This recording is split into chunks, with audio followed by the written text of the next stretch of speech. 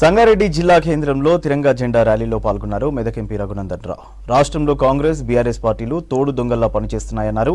సుంకిశాల ప్రాజెక్టుపై రెండు పార్టీలు డ్రామాలాడుతూ ప్రజల్ని మోసం చేస్తున్నాయన్నారు రఘునందన్ రావు. రెండు పార్టీలు అత్తగొట్టిందని కోడలు ఏడ్చిందన్నట్టు ఏడుస్తా ఉన్నారు తప్ప గత ప్రభుత్వం ఒకవేళ పొరపాటు చేస్తే అధికారంలోకి వచ్చి దాదాపు 7-8 నెలలు అవుతుంది ఈ ప్రభుత్వం వచ్చి. తప్పు చేసిన శిక్షించడానికి వీళ్ళకున్నటువంటి ఇబ్బంది ఏంది? కేటీఆర్ గారు ప్రెస్ మీట్ పెట్టి ఆగస్టు 2వ తారీఖు రోజు సుంకిశాలలో కూలిపోయింది, ప్రభుత్వానికి అసెంబ్లీలో చర్చించేందుకు దమ్ము లేదు అన్నాడు. మరి మీరేం చేస్తారు? పాలక పక్షం నిద్రపోతే పాలక పక్షాన్ని మేల్కొల్పాల్సినటువంటి ప్రతిపక్షం మీరెందుకు నిద్రపోయిన కేటీఆర్ గారు? ఆగస్టు 2 నాడు సంఘటన జరిగితే 2 నాడు అసెంబ్లీలో మీరెందుకు దాన్ని ప్రస్తావించడంలో విఫలమైందనేది కూడా ఆలోచించాలి.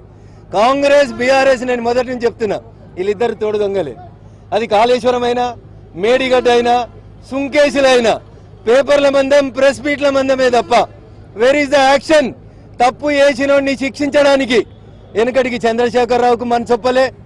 తప్పు చేసేది తనయుడైనా తనయైనా ఆయన శిక్షిస్తా అని చెప్పి కేసీఆర్ 10 ఏళ్ళు తలుపులు పెట్టుకుంటే 8 నెలల నుంచి రేవంత్ రెడ్డి గారు నేను రాగానే లోపలేస్తా, చెంచలు కూడా లేస్తా, డబుల్ బెడ్రూములు రెడీ అవుతున్నాయి, అయ్యా కొడుకులను అందరినీ పంపిస్తా అని మాట్లాడిన రేవంత్ రెడ్డి గారు ఏ ఒక్క విషయంలో కూడా నోరు మెదుపుతలేడు.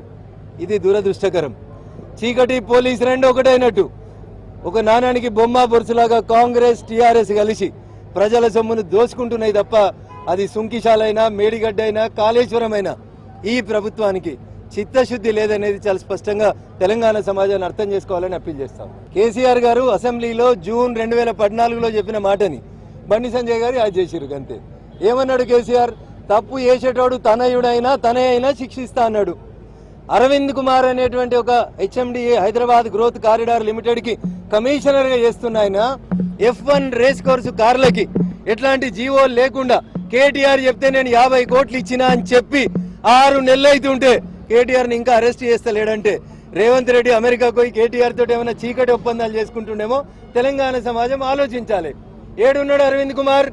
ఏది ring road tender? Revanth Reddy నీకు 1000 కోట్లకు నోటీస్ ఇచ్చిండు కదా, అరవింద్ కుమార్ని ఎందుకు అరెస్ట్ చేస్తలేవు? ఫార్ములా 1 రేస్ కోర్సులకు 50 కోట్లు జేబుల పైసలు లెక్క వంచిండు కదా కేటీఆర్, ఎందుకు అరెస్టులు చేస్తలేవు అని సంజయ్ అడిగిండ్రు. తప్పేముంది అందులో? పర్యటనలో నేను బోగసాను. పర్యటన